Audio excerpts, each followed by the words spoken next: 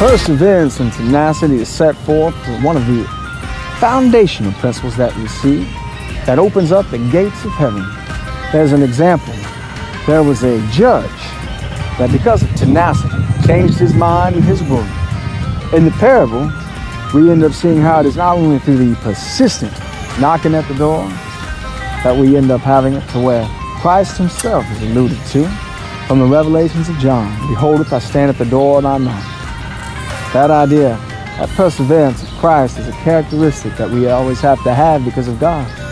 What we see is that if Christ is constantly wanting to be let in, we have to call upon Yeshua HaMashiach. Call on Jesus and realize that he opens up that eternal salvation for you.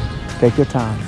And God opens up all goodness and all opportunities for you, that through that persistence and that tenacity, we end up having the courage, the heart, the fortification of the soul, character, the mind, and the very persistence that is necessary for us to continue going forth and leading ourselves under the very greatness that is called forth because of his name.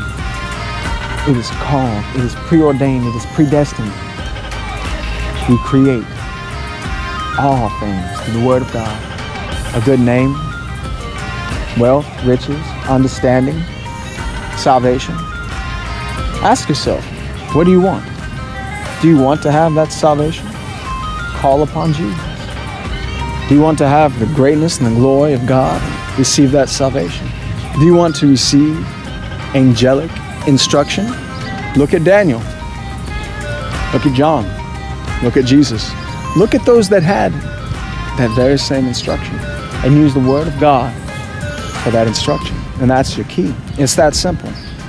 Look towards that.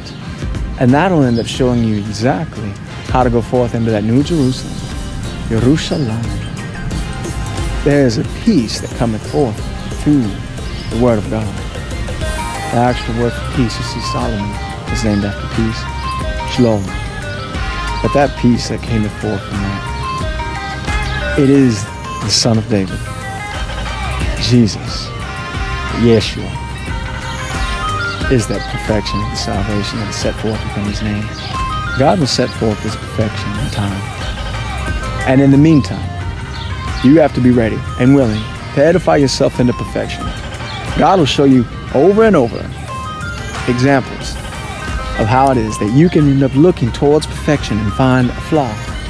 But he shows you how to take out that flaw every time. And to then be able to build it forth to get you perfect. You see, if God has a light that he wants to be able to give unto the nations, if there is a blemish on the outside of the light, he has to clean it. If there's something within the filament, there has to be remedied. What we end up learning is that Jesus is able to clean us inside and out. Not only our physical appearance, our character, not only the place that we live, the car that we drive, the way that we go through this world in every mannerism, our very actions, our thoughts, our perceptions, but he also edifies us and our heart. He creates kindness, love, peace within our heart. Jesus teaches us all things. He is the goodness, the gladness, and the greatness that is called forth for all mankind to receive into their life. We look towards Jesus. We look towards salvation. And we create that eternal blessing.